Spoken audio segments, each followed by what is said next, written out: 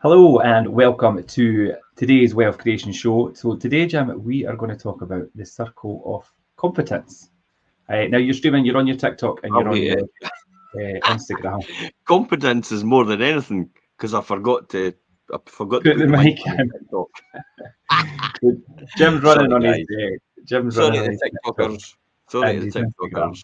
So you will Apologies. hear him in a second on there. But Yeah, yeah, there we're we going go. to we're Well, going to they'll talk hear about me. They'll not hear you. That's the thing because I have to make yeah sure it's down at the microphone so they can hear you as well. Sorry, TikTok. Anyway, circle so of competence. yes. Now this actually comes Where does this from phrase come from? Who actually came up with this phrase? yeah, it comes from Warren Buffett. I think it's back in about 1996. He put this together. I think it's almost like, wait a minute, that's a bit precise. Well, obviously I've wrote it down. But yes, obviously I've researched it, but that's where it comes from. And he put this together as a way to focus people and investors in particularly Yeah, and on operating only in areas that they really knew the best and understanding their circle of competence. It really helped them avoid problems and identify opportunities for improvement and ultimately learn from others. And we plug that all the time, Jim. It's like learn from other people, but obviously people that are uh, of the influence, and obviously people that yeah. are more successful than yourself, i.e., Warren Buffett's one. Yeah, so how does that apply to me? AK, how could I say it? Being having people round about you, Yeah, it's knowledgeable and skillful in those separate areas. Probably circle of competence right now, I could say, is it's the whole thing about isn't it the people you associate with? yeah, This is probably on the lines of the sum of the people you associate with, the 5 people you associate with, is the sum of where you'll be in the next 5 years. yeah, So if you're associating with people that are far more successful than you and are far more wealthier than you, are far more educated than you, then that'll lift you as a natural result of being around these people.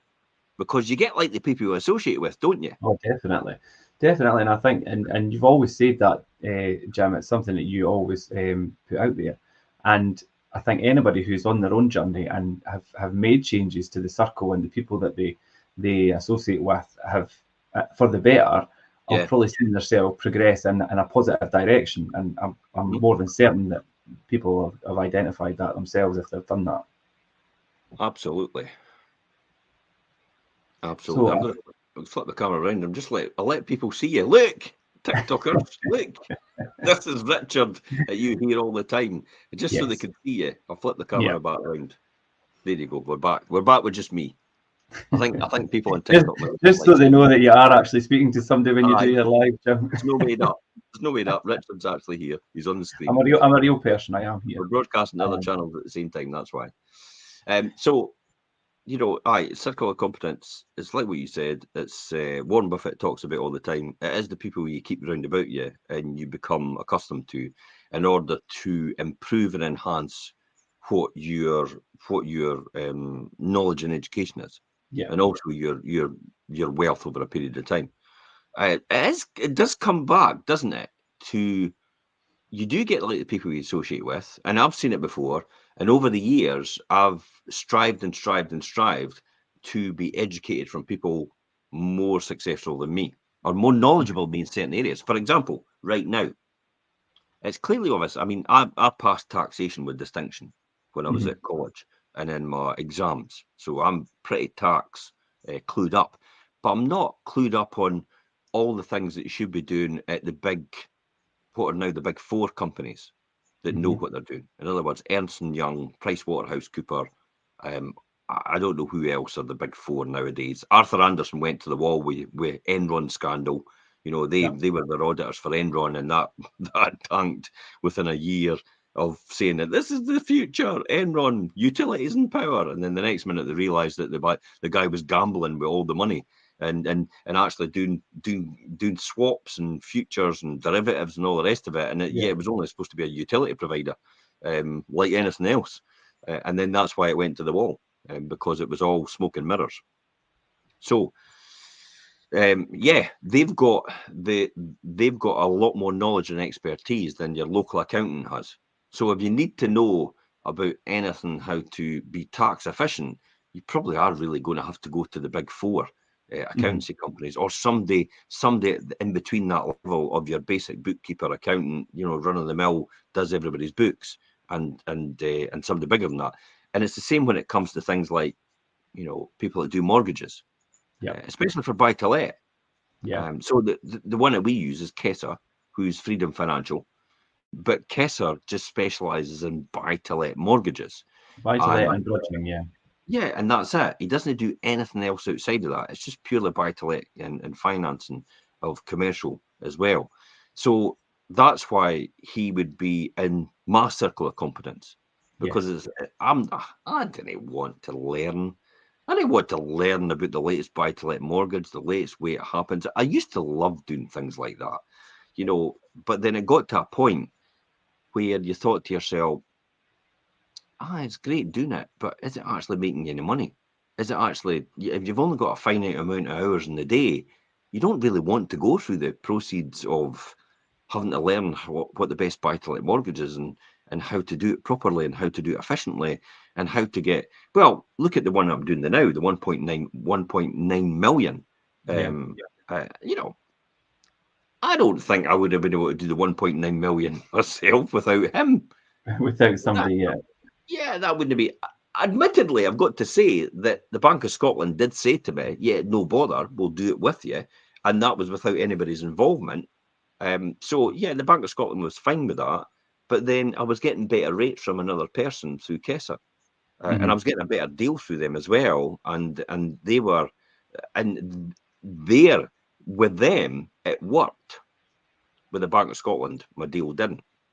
So see how it's important to actually have the right people on your side in terms of how to do something, and not just accept the fact that because one lender turns. See, this is what I learned in the very early days of going round I must have went round about, oh God, well over 200 bank managers. I must have went through about 200 bank managers out all the time when I first started in buy to let, because a lot of them said no every single time, and it was just like, okay, well, I always learn a no is just a yes waiting to happen. Yeah, that's true. Well, Russell Brand, that doesn't apply to you, by the way. Yeah, definitely not. I know it's definitely a no in his case. Sorry, I know this is timeless content, but people will look back on this and go, "Oh, right, okay." So that doesn't apply to him. But in sales, I know it's just a yes waiting to happen, isn't it? So I kind of kept going that way because my mentors told me, well, it's kind of, you just keep going, you just keep asking, keep asking, keep asking. At some point in time, a lender will turn around to you and say, yeah, the numbers work for me, that makes a deal. So over a period of time, I built up a relationship with the right people in order to make sure that the mortgage market was one I was up to speed on. Now, we talked about this in Cash Flow is King last week. So when we talked about Cash Flow is King last week, then what we talked about is the importance of actually making sure you've got sort of, and even though you don't need it, you would probably have funding in place. And this is about circle of competence again. This is about making sure you're in the right position to do something when it actually happens. That I think that's key. It is key, and I think, like you say, Jim, there, and it's definitely, and you'll have experienced this through your journey, that, like you say, obviously people who specialise in tax, and obviously your accountant background, but obviously you've got an accountant yourself that does stuff for you. But even right down to like contractors and people doing joinery and your gas engineers and your plumbers, and they all specialise in these things, and you've got them in your circle that helps you. Yeah, you've been to a lot of them over the years. Been through a lot of them over the years as well, because some of them just fall by the wayside. Some of them move out the area because they're relocating somewhere else. Some of them are just retired because they've given up. So you've got all these people in your circle of competence again when we talk about it, and your team, more or less, and your power team, let's call it that. And they help you focus on what you need to do to avoid any problems, like what you said before, to identify the opportunities for improvements and stuff. Because sometimes some of the contractors that we're using right now comes back and says, well, you'd be better doing this now in order for, because it's going to come back to haunt you later on. And this is why we talk about EPCs as well. So when I'm doing refurbs, I'll immediately say, okay, if we're doing major refurbs, we may as well just concentrate on getting the EPCs up to C just now, so it doesn't disrupt anybody later on. because we know 2025 is coming. Scottish Government's not going to do anything about that, I don't think. Time will tell when people watch this back.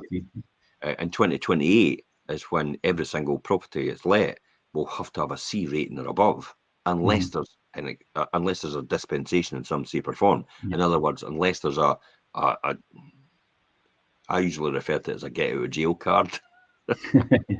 But literally that's what they're trying to do, isn't it? It's like if your EPC rating's not up, you could go to jail. What? I know. It's an EPC rating. Are you having a laugh? But that's the way they're threatening people. And if that's the way they want to go, that's the way they want to do it.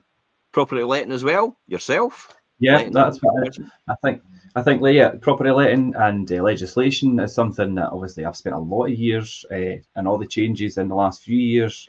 It takes a lot to keep up with that, but obviously if you put the time and put the effort into learning that, and if that's your forte and type thing, then that's what you specialise in. Because even Jim, when it comes to a lot of the nitty gritty legislation and things, that people might think you're obviously quite knowledgeable about lettings, but you still come to me and say, "Is this right? Is this how it is?" Because obviously I'm in the forefront doing all the learning, along with the team, obviously.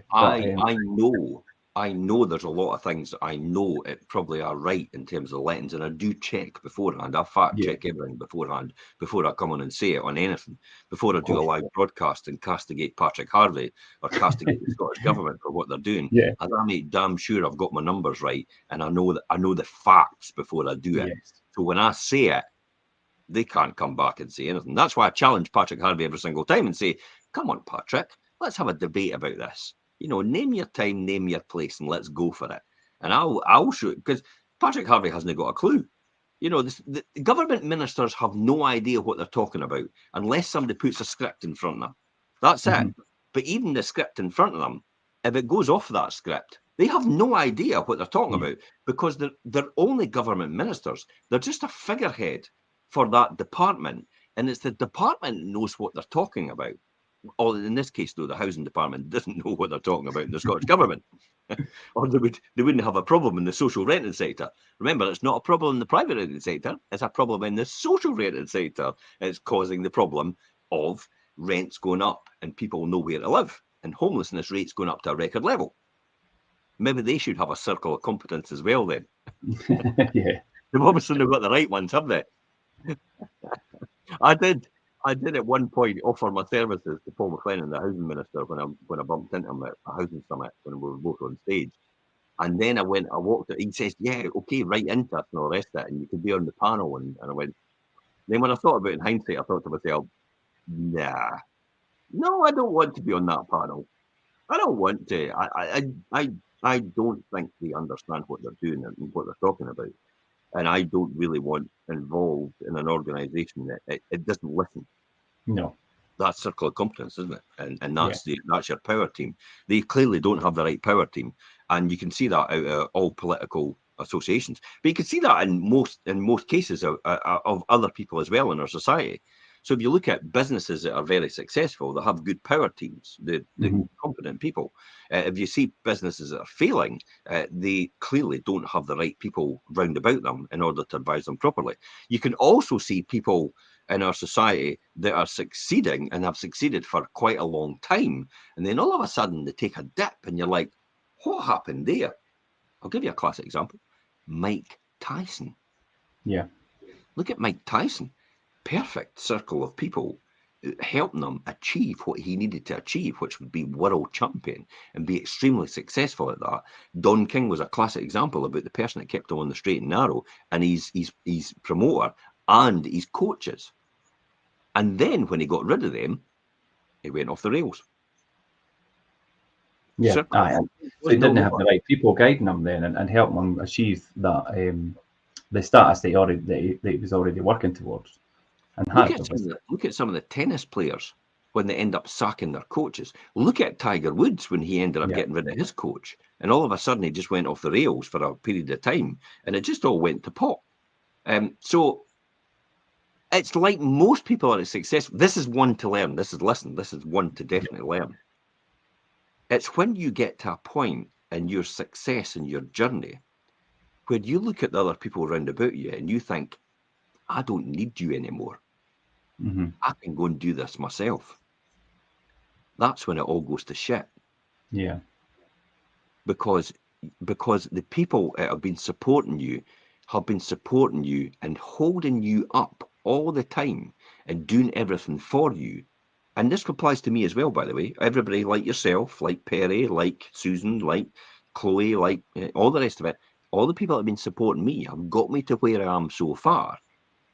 And it's when you get that complacency and You somebody forget goes, how much. Yeah. well, you've not really been helping me. You're not doing this and all the rest of it. It's like, well, wait a minute. Actually, they are. It's just Yeah. that you're taking it for granted now. You don't realize what goes on in the background to make that happen, for you to be able for you to do that. That's the key. I think Now, it's probably you do see it in our agency, in our business, in a state agency. You do see it, don't you? Yeah, and I think a lot of other people in business, no matter what it is, they will. And the thing is, what to remember, I think, is if you're in business and things are running smoothly and you're doing well and you have a good team, there's a reason for that because everybody's doing what they're doing Yeah. to help progress the business. And if you take one cog out of that machine hastily, it's Yeah. going to start to fall apart. But that's when you see you get the people that are self-actualization. They start to look at themselves and go, I want more. It's all about me. And it's called first fame. The Bee Gees. Yeah. Bee Gees had first fame. They talk about, if you go back to the interviews I had on Graham Norton and stuff like that, they talk about first fame. How they all then, they got so big in terms of a group, they then thought it was all about just them and they wanted attention to themselves. And then the next minute they ended up traveling in separate cars. And it's like, and saying, Morris, I don't think you're as good as me. And Barry, I don't think you're as good as me. And they were all, and Andy, their brother, who, unfortunately was, died of drugs, I think it was. Yeah. You're not as good. And Andre, even Andy himself was like, I think I should do something on my own. I don't want to be part of the Gibb brothers anymore and the Bee Gees because I think I'm great enough to be on my own. You can see that. You do see that with pop stars, don't you? Yeah, and then it all falls apart. Yeah, look at One Direction. It's like, oh, we're all as good as each other.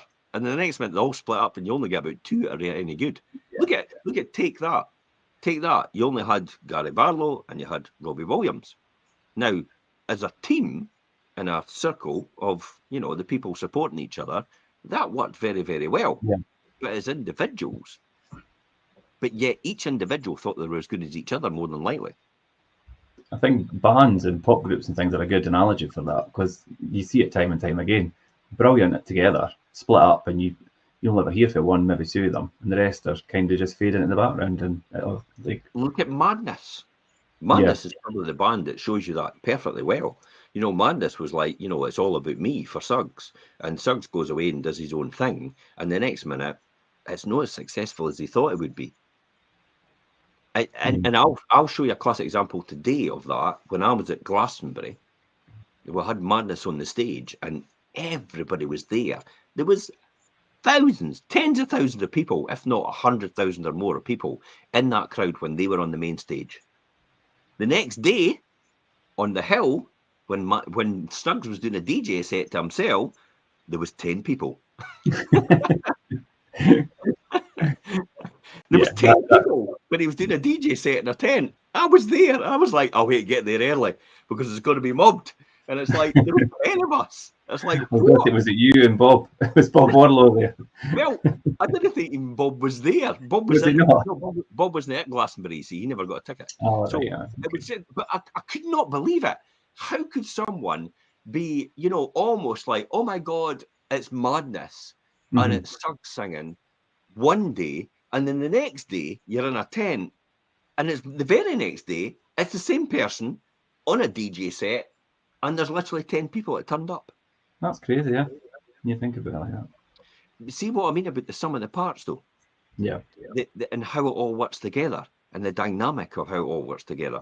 And that's why you have to make sure you've got the right people on your side, and you work with the right people. And that is literally the team, and that is what Warren Buffett often refers to as the circle of competence. The people, the sum of the people together is a lot greater than the individual on their own.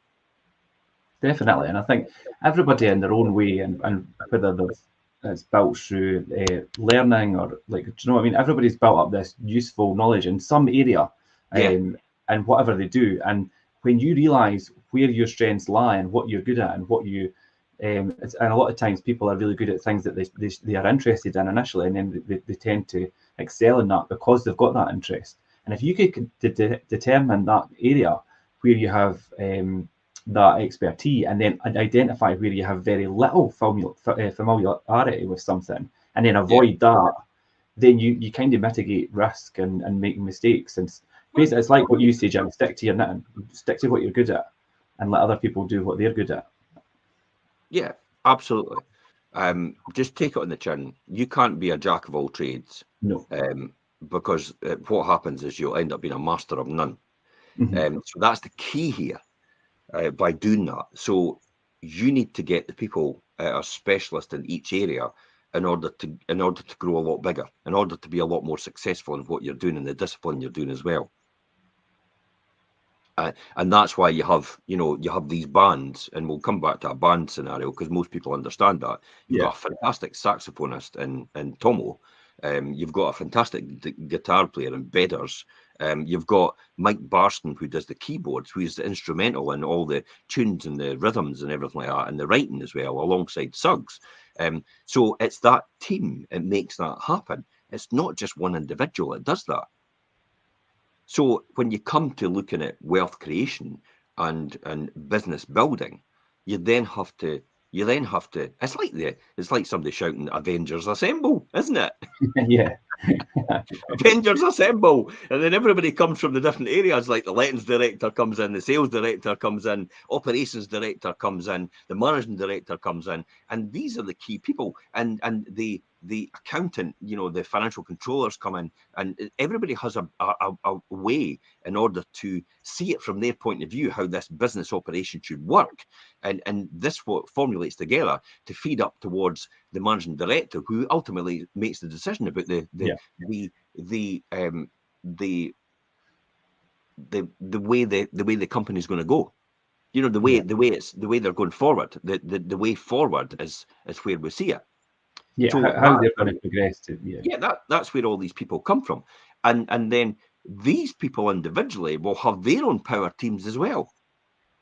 So they'll have their power teams. So they'll have people in their department. They'll have maybe bigger organizations. They'll have supervisors. They'll have, they'll liaise with as well. And they'll have frontline section leaders. And then these frontline section leaders have people reporting to them as well. So see how these structures all build within that in order to make that happen. So it builds up to the top. So the person at the top has no idea what's going on at the bottom.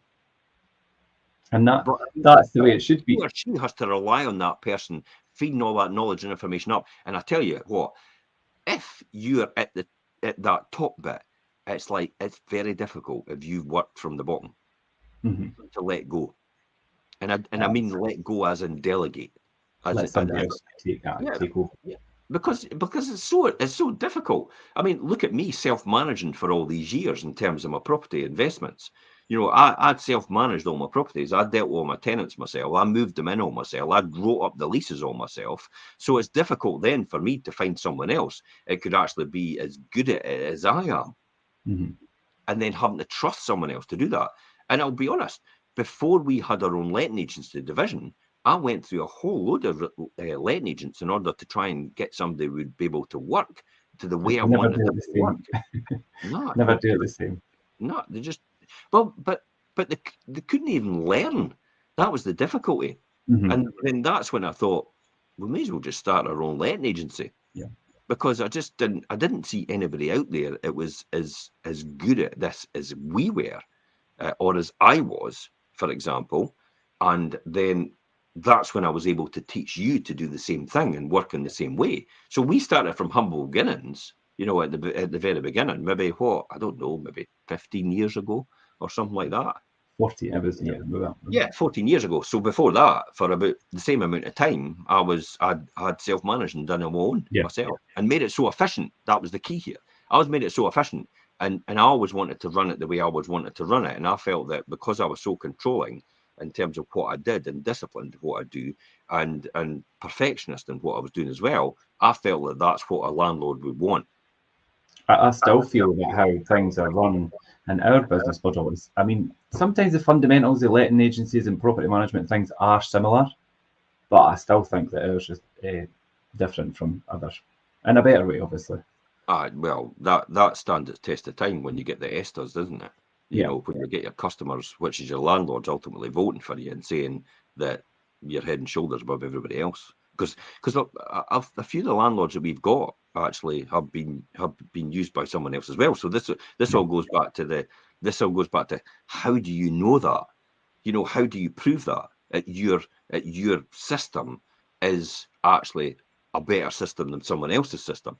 And the only way you can do that is it's not about getting awards. It's about getting a feedback In system the in feedback, place, yeah. a management information system, MIS, if you want to call it that. This is what I used to be told about all the time Mhm. when I was getting trained in business studies and that, is there were MIS, management information systems. And management information systems are key to put in place in order to make sure that you're getting the proper feedback, to make sure you're actually doing what you're meant to be doing. Make sure you're doing what what you went out and set out to do in the first place. Yeah. That's key. That's key as well. If you don't have that management information system in place and that feedback loop in place, therefore you have no idea what you're doing, if it's effective or not. You could sit and look at it and say, yeah, we're making money. Yeah, but okay. But is the customer experience right? Is that actually happening how it should happen? Is the people at the end of this transaction, we're the most important people, are the customers, are they actually getting what we're expecting them to get? I know. Are we doing what we say on the tin? I know, because at that point in time, you could be looking and saying, "Oh, well, we're making money, and that's fine." But if your customer experience isn't right, and you've got people coming to the end and they're not happy, then that money coming in is not going to continue for a long time. Do you know what I mean? No, it doesn't. That's why you don't get in a repeat business. Yeah. And this is why a lot of people say to me, how the hell is your conversion so high? And how does everybody just phone you up and say, Jim, could I just do this? Or could I just put my house in the market? Could I just let my house with you? And it's like, you know, I've never spoken to these people for a long time, but they know I've got a track record. That's the key here. And they know it's proven, and they know by what we do here that there's no doubt about it that this just isn't made up. This Yeah. this isn't BS. Put it that way. This is like, no, I've done it. You've done it. We know what we should be doing. We improve every single time, and that's the key here. I'll tell you a feedback loop we've got. I was just going to say feedback's brilliant for Esther, improving. If it's not we'll always talk about good, we'll talk then about customer ratings in the Esther. yeah, Let's look at our feedback loop for the Esther. yeah, Okay, so I'm looking at this right now. Now, in 2021, when we did the Esters, we for estate agency, for example, yes, in 2021, we had an approval rating of 99% from our customers for our feedback.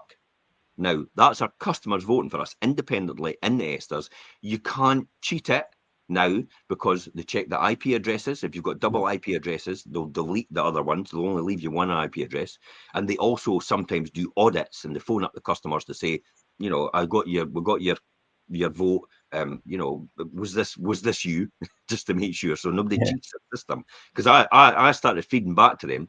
I actually started feeding back to the Esters to say that, wait a minute, people could just put false readings in. They could put yeah. in, We found a and couple of oh, right, loopholes. we need to put in. See how I was helping them, helping them prove the system to make sure it's right. I think it's to People keep it fair, though. put false votes in. It's like, no, they can't put false votes in anymore because we put IP addresses Yeah, and we check them all to make sure there's no duplicates there. Because then you could just be somebody in an office typing in false votes. So 2021, 99% approval rating. 2022, 99.09% approval rating. So since that year, we've improved by point. 0.09%. 2023, 99.45%. So we've improved by literally just by 0.36%. 3-6, Yeah. yeah, well, So in a year, 0.09% in the first year we've improved by, 0.36% we've improved by the next year. And so then into 2024, we've got 100%. So now I've no doubt about it. I'll be honest with myself and say we're not 100% perfect. We never It's are. just the way the scoring goes. Yeah. But the scoring's sitting at 100% right now. But you can see how these incremental gains over these years, from 2021 to 2022 to 2023, and now the 2024, which will be next year's votes, because we're getting them now for the next year's votes. So basically, the 4 years improvement has made that improve 1% in 4 years to get the 100% level. I was just going to say there, because it is a really, that when you speak it about the numbers there, seems like a very small incremental increase. And people might wonder, well, what does it matter? The marginal gain isn't that important. But when you're at that level, to be making a point like... Yeah. If it's going to take you that huge improvement to get that marginal gain, and it's going to take you so much resources to get that marginal gain, then you probably wouldn't go for that marginal gain. But this is organic. Yeah. This marginal gain is not out of anything other than us just going, yeah, okay, we'll just improve that wee bit. We'll improve that wee bit. And we'll improve that wee bit. And then also training all the time. Yeah. So again, let's look at Circle of Competence. One of the people we have. Training's a big thing, Jim. And I think you're totally right when you say that you can't be an expert in everything. And if you try to be, you're going to end up failing. And I think you... Well, I don't know. I'm an expert in everything. It would be good to be. I mean, you can excel in several different fields. Have you not seen my stage and say Guru logo? So I've got investment strategist on there now, but on my other one, I've been the stage as the Guru now. Because I've been a lettings guru, I could be on the stage as the Guru now. And it's like, you've been a time lord. And property time lord. But they're all just tongue-in-cheek stuff.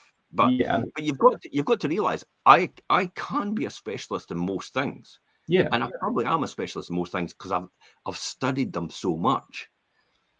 But in order to see a way forward and build a bigger business and a bigger system and create more wealth, you can't do all yourself. No, and I think an important skill is also to have, obviously you spoke about delegating as well, Jim, and it's being able to identify and evaluate the right people to do that for you. And we often obviously stress the importance of getting the right people around you and seeking out the right professionals to help you do certain things. But yeah, I mean, evaluating who is the right person is a good skill to have, because you can't do it all.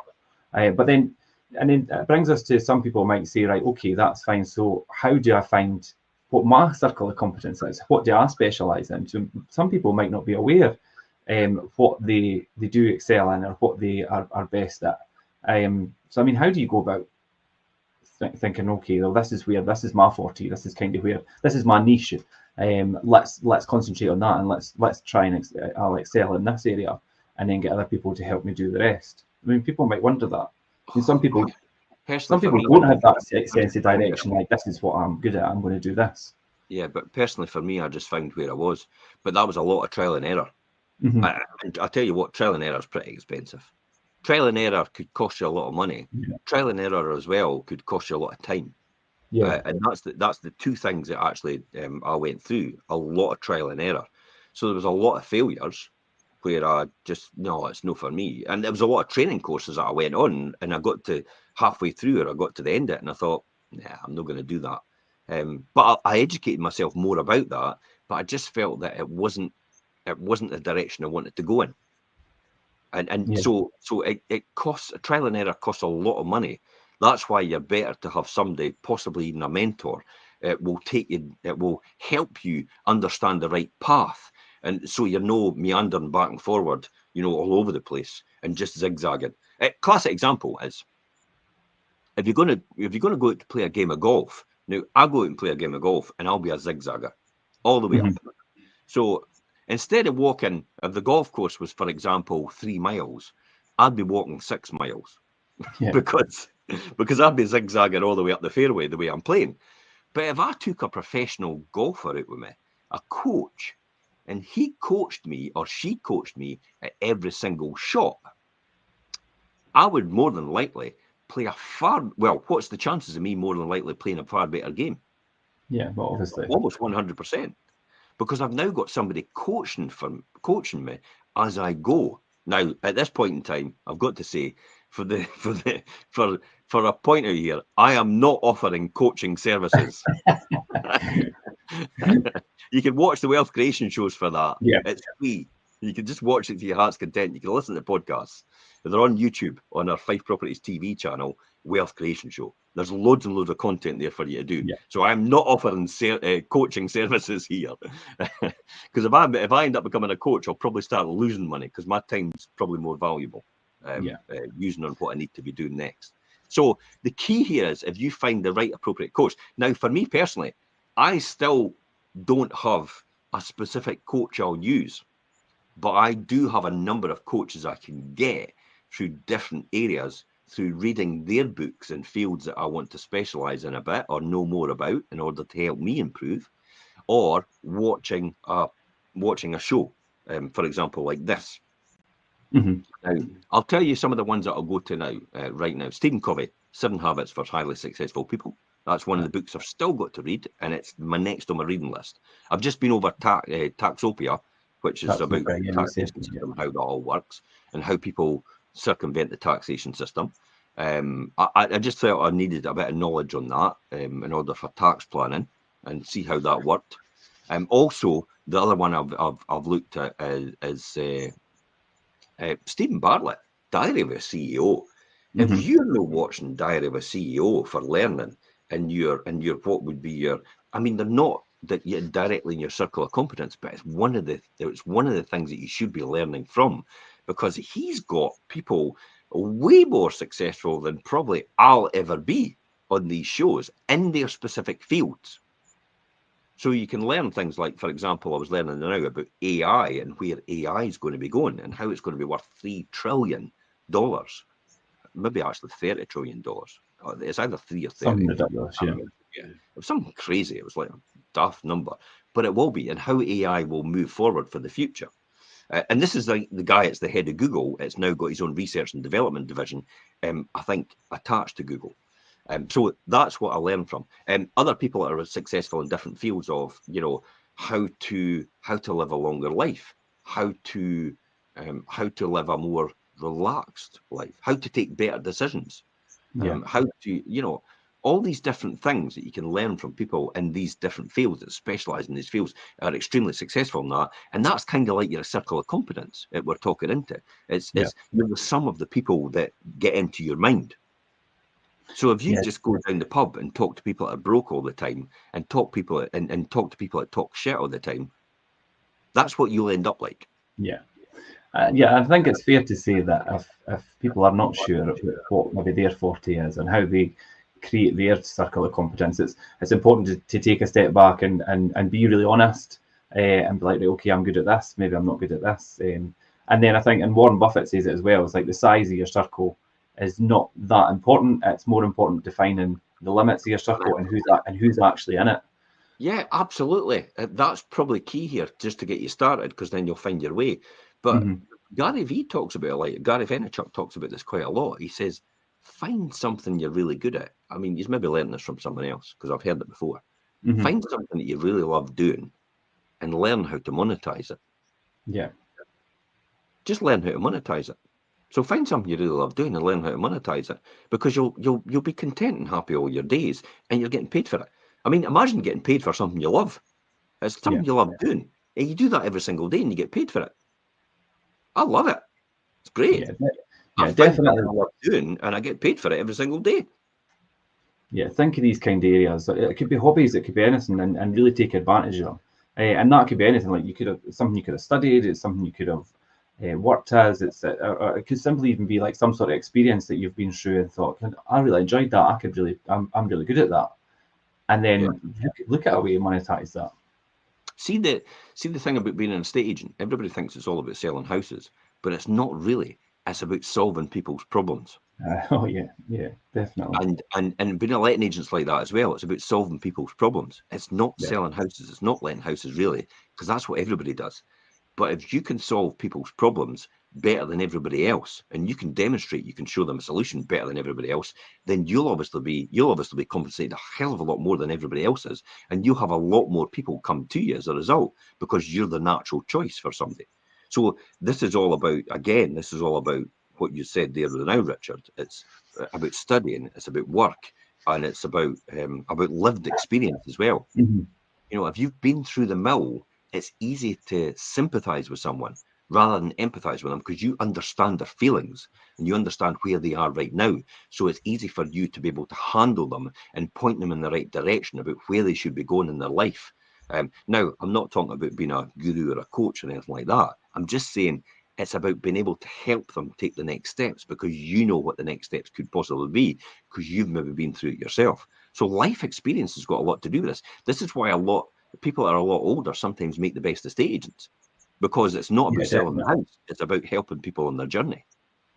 Do you know, I always remember, and I've heard other people in industry and things say this, and it's when you're younger.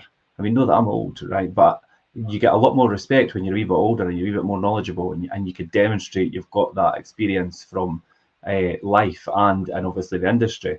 When you're a wee bit younger and a wee bit less experienced and things, you don't get the same kind of respect, and people don't put their trust in you as much. And I mean, day in day out, people like you say, Jim, about solving problems. Yeah, People come to me and it's like, Richard, how do I do this? And I've got to. They're asking me to do this. How do I do that? And who do I speak to do this? And it's like I'll either point them in the right direction to the person that can help them, or I'll help them, or do you know.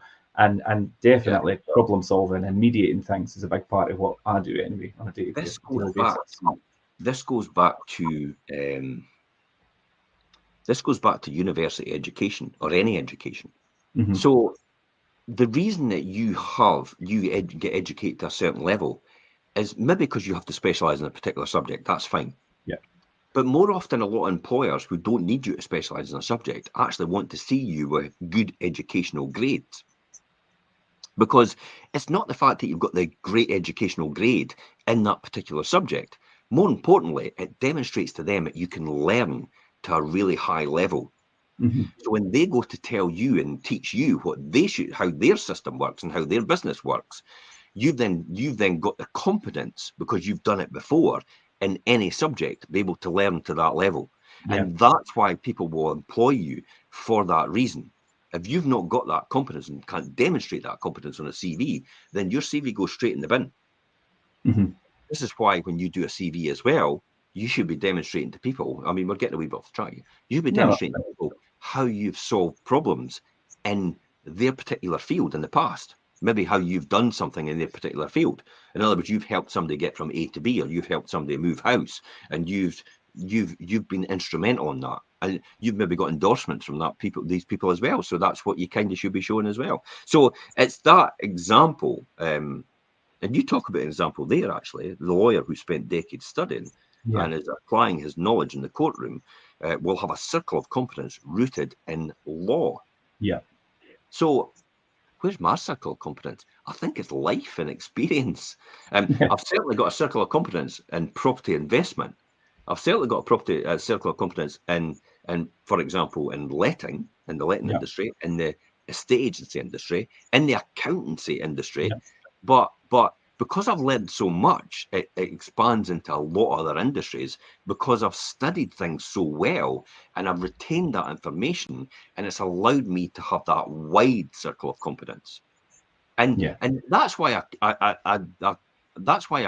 I usually cheekily say, jack of all trades, master of them all. Instead of mastering none, yeah. Aye, But yeah, master of them all, because I've I studied think them all. well, it's really important that people identify what um, experience and knowledge they have to offer that puts them at an advantage over other people. This is where Within pinning your colours to your mast. Right. yes, Okay. Now you're just about to talk about this. I've got my train of thought here, so let me get this out. okay, How is it that Mo Farah is a multi-millionaire, and yet the person that probably comes second or third in all the races is still working at their work, or they're still trying to break through? How is it that the person is maybe nobody remembers the second person on no, it got into space? Nobody remembers the second person to get to the so North it's Neil, Pole yeah, it's or Neil the Armstrong. South Pole. Nobody remembers the second person, but the difference between the first and second person, even in a race, is almost hundredths of a second. It could be milliseconds, yeah. But the person that gets number one is the person that goes on to huge success. It ends up on television programs, on endorsements and sponsorship and all the rest of it, and they make millions upon millions, if not hundreds of millions. Shaq O'Neal, Yeah.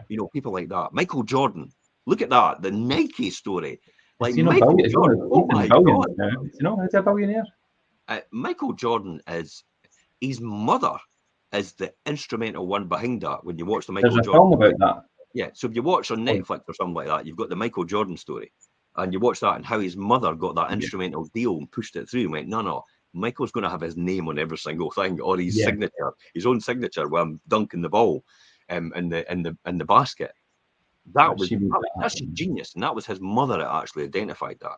But you can see how, because he was the number one in that industry, how people would just go, yes, I'm going to do that. If you were number 10, the folk would go, nah, you're going to be sponsored by us. We're going to tell you what to do, and you're not going to have any choice in doing it. But because you're number one, and that difference between it sets you at that advantage, yeah. First and second is so minuscule, but it is specializing. If you specialize right now at this point in time, I specialize in a state agency. Yeah. At this moment in time. That's it. At this moment in time. Before, when I was in industry, I specialized as more or less as a profit engineer, as a financial controller, accountant. Mm-hmm. When I came out of that, I specialized in property investment. When I started a state agency, I started to specialize in a state agency.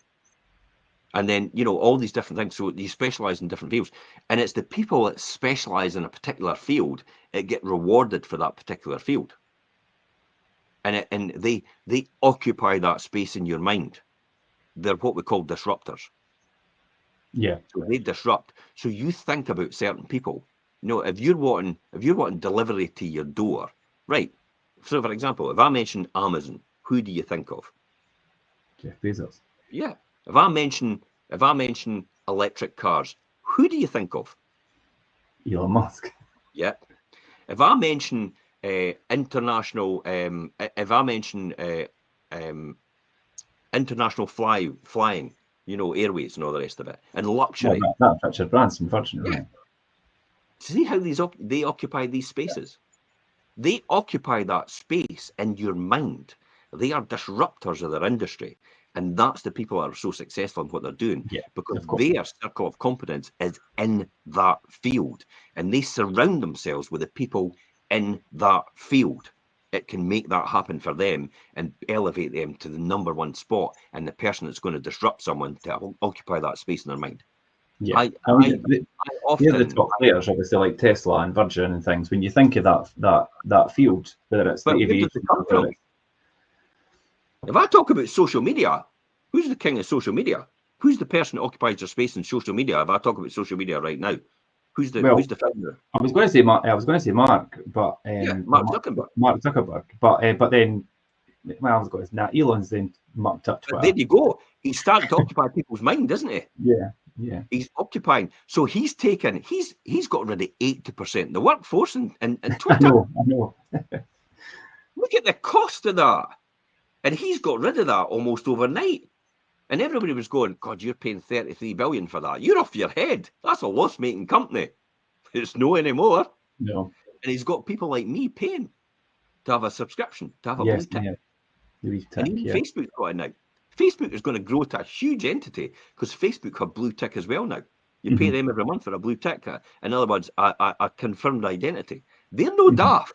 When everybody was saying they're going to have subscription, well, they've sneaked it in through the back door and said you could have a blue tick if you pay a small subscription every month. But the small subscription's like a tenner. Could you imagine 1 billion people paying a tenner? There's 10 billion right on their bottom line for nothing. So smart, eh? Absolutely so smart. I think figuring that out and obviously that is really vital in defining what you do as part of your own circle. Of course it is. But do you see where that all started?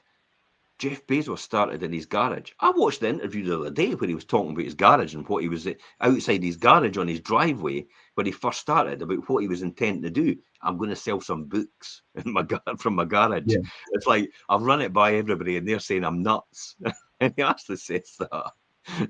They're saying I'm absolutely crazy. It's like, why am I leaving an industry? And you know, I'm very successful in what I'm doing so far, but I'm leaving it to do this in my garage. Because he says with the combination of the internet and the way things are going and the way you can get things delivered, he says, I just feel that this is the start of something great. Boy, was he right? And Absolutely. there'll be a lot of people that regret not maybe following him, but No, I know. Well, the biggest regret is Apple. You know, Nolan Bushnell was offered to £50,000 investment. Nolan Bushnell, for anybody that knows or doesn't know, was the head of Atari. Now, Atari was huge. Atari came up with Pong, was the first video game ever. Doot, doot, yeah. doot, with the wee ball. It went back and forward on the screen, black and white. And then they came up with Space Invaders, and then they came up with Galaxy, and they came up with all these different magic games. They came up with the console, the Atari 2600, which is given a comeback in retro games now. The Atari 2600 with a paddle and everything like that. Yeah. You could have whole games at home, and they were huge. And it was and you know, Steve Wozniak and Steve Jobs.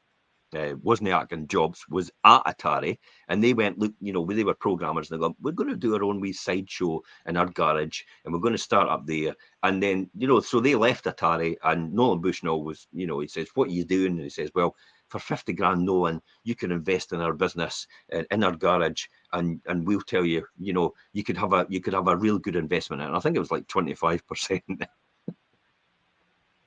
See, Jesus. Yeah. 25% of Apple. Yeah. When it first started, what would that be worth now? And it's really the one that got away, isn't it? Yeah. I actually just saw one the other now is when somebody wrote a letter. It's on going about the rounds about one of the record companies went, yeah, I've listened to your tracks from your band called U2. It says, you know, it's no really for us, but good luck in your endeavours. They will be kicking themselves for writing that letter. But history is littered with that. Yeah. But see what I mean about specialising in your particular field and the circle of competence in that field. That's the key there. That's what the competence offers the advantages to an investor, especially. So when you know what you're doing, and the chief among them being the avoidance of costly mistakes. Yeah, Because definitely. the person that's in the circle of competence knows exactly what they're doing, where they're going, how they're doing it. Why do you think I get so many people coming to me and saying, I've got 100,000 in the bank, you know, where should I invest it? Could I invest it with you? I get that almost every other, well, I would say every other second week. I get people coming to me and saying, you know, can I invest it and what should I be putting it in and everything like that? And I'm like, no, I'll help you. I'll help you invest it. Yes, we'll help you. I'll put you in touch with Richard. Richard will be able to get you to buy the right properties. They're going to be in your name. You're going to be making the money. I don't want the responsibility of having a fund in order to do this, because the fund means I've got to manage it. I've got to bring more people in. My circle of competence isn't in fund management. There's a key driver there. Yeah. It's actually in building wealth, and it's actually putting people in touch with the right teams in order to build the wealth. And I'm happy to build the wealth for them individually, but people want to come in with me. And it's like, no, I don't. You know, I don't want the responsibility of carrying somebody else's money. I'm quite happy carrying my own money, take my own decision, take my own risk, but I don't want other people interfering in what I do. And the only reason you would invite people into your circle of competence if they could add and enhance the added value to it. If they can't, then there's no point in having them. There's no point in having that. If you've got money yourself, there's no point in taking somebody else's money to invest, because you could do it yourself. I know, because like you've got that knowledge, there's no point in bringing somebody in with the same knowledge as you, unless you want to replace yourself, because they're just going to duplicate what you're doing. Yeah, and people do joint ventures and things, and whether that's for a monetary aspect or whether it's joining up knowledge or whatever, then that's fine. But if you don't need to do it, you don't need to do it. I think a lot of people do joint ventures, and I wouldn't be surprised just because they think it's fun and it's sociable. But they don't realise they're getting into joint ventures, because I've seen some horrible joint ventures no work out. You know, because there's the ground rules aren't set out in the beginning. They've not set out who's getting what. There's no sort of formal agreements and what's happening, where it's happening, who's taking the decisions, who's getting the compensated, because one might be putting in more effort than the other, and then that's when it all falls apart. So that's where it's key to set these ground lines out. But that's where it's key to have people with knowledge in specific areas. So in order to do that, and that works very, very well. I mean, Progressive Property, for example, Mark Homer and Rob Moore. Mark's a geek. You know, he gets involved in the day-to-day details of everything. Yeah. And Rob's a fanatic salesman. You know, Rob's out there. Rob's out there in the front. Yeah. They work very well together because Mark has no desire to be front of house. Rob's got every desire to be front of house, but Rob does not want to do any detail. The nitty-gritty detail, at all. Yeah. So that's where that works. That relationship works very, very well, and you'll see that in most things. Wozniak's the same, and Steve Jobs and Wozniak was as a detailed programmer, analyst, all the rest of it. He doesn't want limelight. He's not that type of person. Where Steve Jobs is a visionary, and he's the salesman. So these relationships where they work together work extremely well. Richard Branson has a huge power team round about him. He has massive power teams round about him. And he has people that advise him all the time, and they tell him what to do. Buffett and Charlie Munger. Two of them work very, very well together. Buffett's and Charlie just sits in the background. He just pontificates, and exactly, I've no doubt about it that Charlie's really good at what he does, but he has a complementary set of skills to Warren Buffett's as well. And without the other, wouldn't work. Yeah, you see that a lot. Hardy. Could you imagine Laurel and Hardy? There's a classic example. If you ever remember Laurel and Hardy, could you imagine Laurel and Hardy as individuals? Ant and Dec as individuals. Morecambe and Wise as individuals. It doesn't work. So they've found circles of competence where they've actually brought power teams together and to make that happen. And then Simon Cowell. Simon Cowell has a huge power team. He has all the people that puts together all the different things in Psycho TV. So think about the power team that goes with him. It just looks like it's him on his own, but he's got a huge power team that'll put all that together. He also uses that on things like Britain's Got Talent and the X Factor and that. He picks the people that sit alongside him, and he picks the people deliberately because they bounce off him and make it complement. The complement exactly what he does. Yeah. They're very complimentary, and when they get to the samey, like David Williams, it's like, okay, it's time to go because no one wants to see that anymore because it's too samey. Let's get someone else on that's got a different set of skills which will appeal to that audience. So that's why they do that. So they've got great advisors in the background. Now Simon's probably not done that. Somebody else has probably told him that through the feedback, but he's been able to take that feedback properly because he's got a proper feedback loop in order to make sure the brand keeps going and keeps growing. So there's no doubt about it. If you look at successful systems and how they've operated, they've all got a circle of people in there that actually do a specific job in a specific area, and it works well all together. Yeah, definitely. I think you did say that there, Jim, and it's important that people realise that not every decision and investment decisions and things are going to work out perfectly, but by staying within your circle and having the right people, you could lessen the risk of having massive losses and mistakes really significantly, because as you said, mistakes will be costly if you make them along the way. And that's where if you've got the right circle of people around you and the right team, and you'll go into making decisions basically armed with the right knowledge and backed by the right people with the right experience and in a particular field, depending on what you're doing. And both of these make decisions a lot more informed and easier to make ultimately. Yeah. The other advantage is actually opportunity to turn to your knowledge into results. By understanding your circle and what you're in, you can leverage this to make sure informed decisions about investments. We've talked about this before, and others might not have the competence to make. Yeah. So it's actually making sure you do that. And so if you double down on your strengths, you will be poised to reap the rewards when a well-priced opportunity presents itself to you. Yeah, definitely. That's key. That's key. And you have to figure it all out what your own aptitudes are. But that takes a lot of time. It does take a lot of time. It does You take a didn't lot just of thinking. realise that or figure it out overnight.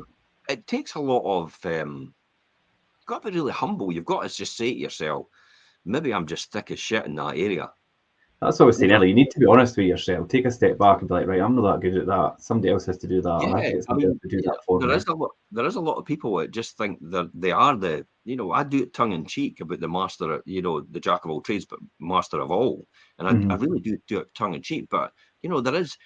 I'm definitely not going to be a master in all. I could be if I wanted to, but being a master in all is just going to tie up all your time, and you'll never get anything done.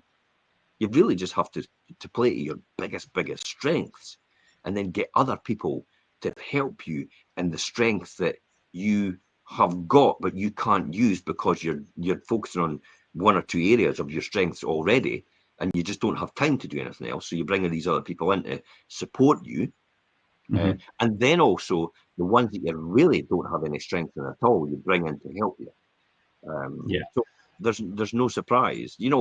As I said before, we bring in a specialist trainer every single week, one of the top stages trainers in Britain, and they train for Lettons and they train for estate agency as well. Yeah. And that's like an Olympic coach, training, teaching their runner or their shot putter or their javelin thrower or their tennis player. That's like an Olympic coach every single week, teaching you, just honing, developing your skills, just that wee bit to get that edge. This is going from the 99% to the 100% over a 4-year period. See how that happens. Now, definitely. look at the difference in the esters, for example. The difference in that. I mean, that extra 1% could make the difference of being, rather than being the top agent in Scotland, which is probably for the 4th year in a row now, we might end up being the top agent in the UK. Just with that extra 1%. Yeah. Because we don't know the difference between who won and who didn't and what that difference was. You might be talking about a 0.05. Yeah, like a point. It might be half a percent. Yeah. It might actually make that difference. So that's why it's important just to be that best every single time. I'll tell you, Tony Robbins helped. Oh, I can't remember his name. Tony Robbins has seen it before. He talked about it before about he had an Olympic runner, and it was one of the coaches they were advising. The coach said, "Look, what I did was I told the Olympic runner, here's 100 meter every single day." So the Olympic runner ran 100 meters every single day, and the Olympic runner was like, "I'm not doing as good as I usually do for my 100 meters." So he says, "I'm going to try and get it better." So he helped him and developed him and honed his skill over that period of time for the Olympic runner. And then eventually, over a period of maybe about a year, he improved by, I don't know, half a second. So he improved by half a second in his Olympic run, but he still wasn't doing what he used to do before in terms of his time. But the coach said, no, just keep doing it, and he improved by probably about a 1 second. And then when he got to the end of this, the coaching sessions over all this period of time, the coach actually came round to him and says, I've got a confession to make. He says, that 100 meters that you were running, he said, I actually got you to run 110 meters every single time.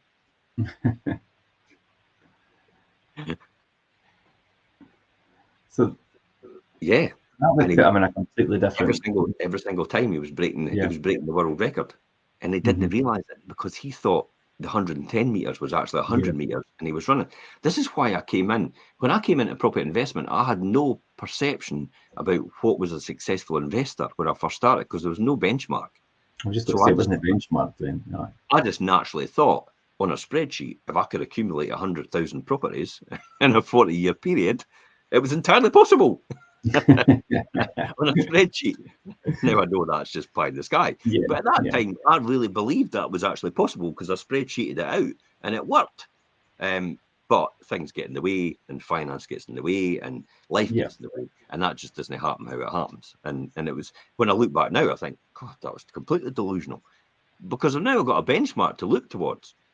So it's often people that don't have the benchmarks and don't have that experience of that industry that often go into that industry with a completely naive approach to it and actually end up excelling more than everybody else. And everybody goes, well, how on earth did that person do that? And it's because they didn't have anybody telling them anything different. Look at the cliff shuffle. So the cliff shuffle, for anybody that doesn't know, is a well-known way of running, endurance running. And I'm talking about 100 miles or something like that. And it's called the cliff shuffle. I've never heard of that, but anyway. Well, the cliff shuffle, you can look it up on Google. So this is the story, and it's true. Cliff was an old farmer. You know, he used to shuffle about his fields, and this is where the shuffle. He used to shuffle about his fields in his boots, and his muddy fields all the time as a farmer. And he used to shuffle everywhere for what he was doing in his muddy boots. And after a period of time, Cliff saw something about running, and he thought, I quite actually fancy running. He says, but I don't have running shoes. I don't have any experience of running. All the gear and the experience. I don't have anything at all. So what Cliff did was he went in, his first race was like, oh, well, I walk about everywhere anyway and what I'm doing. So I tell you what, my first race will be 100 miles or something like that. Or it might have been a 7-day endurance or something. Or maybe it was actually about 300 miles because it was something absurd. It was like the Spine or the Ridge or whatever it was, one of these mass races. And it goes on every year still, actually. And so what had happened was Cliff went in for this race. And he says, I've not got any footwear, really. I tell you what, I'll just wear my boots. And everybody's, can't you wear your boots, pal? It's like, that's just stupid. He says, but I'm comfortable with my boots. I wear them all. But you need to wear something like Nike trainers or something like that. He went, no, I'm all right in my boots. I don't have any trainers, and I'm comfortable with my boots, and I move about every time when I'm wanting that, when I'm in that. And then they saw his running style, he's shuffling, and they just all laughed at him. And they thought, you're having a laugh. You're really going in for this endurance race, and you're shuffling. And shuffling past your boots, yeah. And he's not even kitted out and anything. He's just got his own gear like this on, and he's not kitted out or anything. So Cliff went in for the race. Cliff ended up winning the race. A 7 days endurance run. It was like 7 days, and he did it in 3. Really? Or something like that. Yeah, you can see the story if you read it. And do you know how he managed it in 3? Because everybody thought this is unbelievable. That's what I was just thinking. How did he do that? This guy holds the world record for it. He broke the record. Somebody was doing it in 6, and he did it in 3. And what transpired is no one actually told him you're meant to sleep. He went into it completely naive. He didn't know the rules. He didn't know anything. No one told him to sleep, so he just kept running. And every now and again, he would just lie down, have a wee sleep, and he'd get up again and keep running. And that's so he didn't actually stop and have like 8 hours or whatever. Everybody else stopped and had their good 5 hours or whatever it is, went to their bed, had a sleep, and then went again. And that's why it took them 5 days. And Cliff went, I just laid down in the field. I'll just take 20 minutes, half an hour here and there. Yeah. That's what he did in the field. I just lay down in the field when he was ploughing the fields in the morning, because he would get up at 6 and he would work till 12 o'clock at night where it was pitch black, and he would just work all the time, and he would sleep in the field or in his tractor or something like that, and that's all he knew. And that's why Cliff ended up doing it. He went into the whole thing with no preconceived idea about what you were meant to do, and just done his own thing, basically. Yeah, and that's exactly what we're talking about in terms of circle of competence. Sometimes it's best not to know what to do and just do what you know best. Yeah. And what you know how to do best. Going with that completely naive way of doing something, because I tell you what, you'll be surprised what you can achieve. You can achieve phenomenal things. I've seen. I can't mind the story of the cyclist. He was sitting one day in his house. And I think he was watching the Tour de France or something like that. And then one day he thought to himself, I could do that. And then he built his bike, and it was something like the ball bearings or something. The ball bearings for his bike weren't working properly. So he ended up getting a washing machine ball bearings and putting them into his bike. And he built his bike out by himself, handmade. He never bought a bike off the shelf. And he built his bike handmade, and he ended up winning the Tour de France. And it's like, but nobody told him anything different. He just thought, I could do that. I could do that. It was some major cycling thing. I'm sure it's the Tour de France. He ended up winning it, but he built the bike himself because he never knew any different. That really falls it. Like you talk about figuring out what your aptitudes are and what like you specialize in or what you're good at. But these people seem to like they're good at it, but they didn't realize that they are the best at it until they actually put it into action. Yeah, I tell you, Richard, honestly, I still don't believe that I'm one of the biggest landlords in Britain. Mm-hmm. But Is that according, imposter syndrome? Is that I don't imposter? know. I don't know anything different. But according to statistics, I am. I still don't believe I'm one of the top 1% wealthiest in Britain. Mm-hmm. But according to statistics, I am. And it's like, I never knew any of that until I looked recently. I just thought, I'm just Jim. Mm-hmm. Yeah. I just do what I do. That blind naivety of what I did, I still didn't believe I could retire at 38-year-old. I just had I'd never seen anybody do it in their life. I still didn't believe I was a millionaire when I was that age. Mm-hmm. But I was at that time when I retired. I never had any idea until I looked back on it and measured it now and actually looked back to see where I was at that time. And I was literally a millionaire when I walked out that at 38-year-old. And that was 18 years ago. I was just going to say. That's mental, eh? Yeah. But sometimes blind optimism and naivety is sometimes your way forward for everything. Yeah, because then if you did know that at the time or were more aware of your situation, would you maybe have done things differently? Would you maybe have had a different attitude I would have been more fearful. Of losing things, or what in what way? Yeah, I probably would have taken less risks. Less risk. Yeah. Because it's like you're now at a higher level, and it's like, oh, I don't want to rock the boat just in case I lose this. So I probably would have That would taken have held you back. Yeah. Yeah, that probably would have held me back, knowing that I was one of the most successful landlords in Britain at that time, if not still now. And also one of the most successful property investors, and also one of the wealthiest people in Britain. And it's like that's weird, completely weird. I still don't comprehend that right now. It's like, really? I'm just Jim from Fife. Leaving. Weird, yeah. It's bizarre. But it's the Buffett thing. It's like, I hung around long enough, and I'll be hanging around long enough for years to come. And that's what happens. The first 60 years, Buffett was successful because he started investing at 13 years old.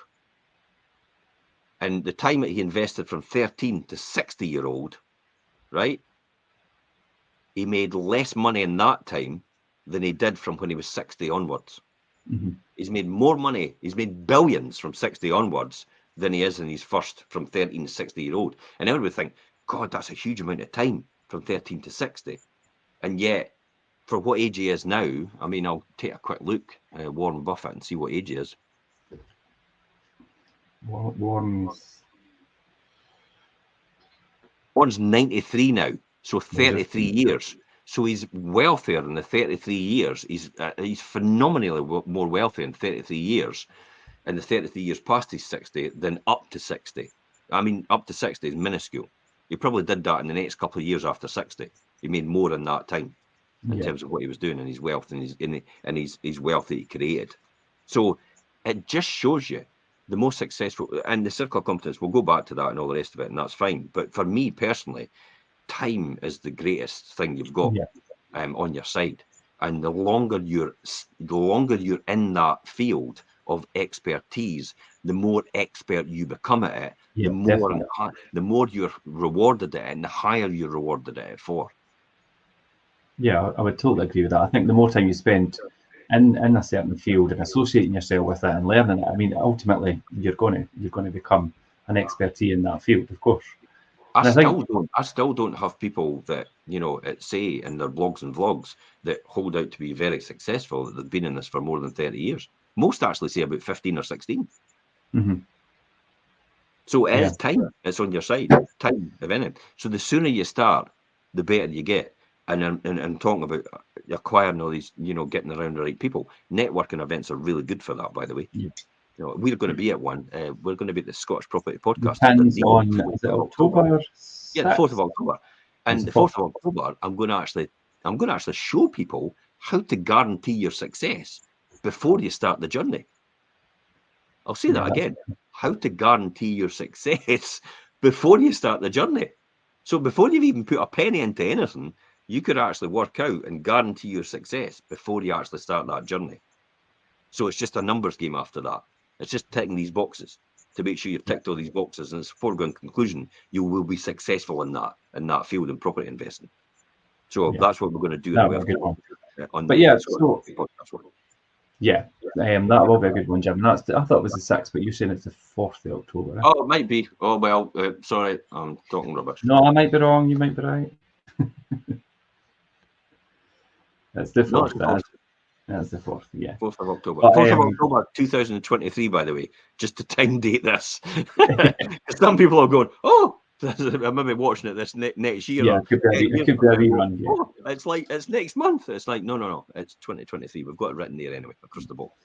But yeah, to wrap up on today's topic, obviously, if you want to improve the odds of being successful in your life or in business, then define the perimeters of your circle and the circle of competence that you have, and the circle that you operate inside that we've spoke about today, whether that's made up of several different people and things as well, and your own circle of competence. But over time, work to expand your circle, but never fool yourself about where it stands today, like you said, Jim, when you were looking back about where you were at that time, and never be afraid to say, I don't know, because you don't know everything, and there's always an opportunity to learn, and I think that's the most important thing as well.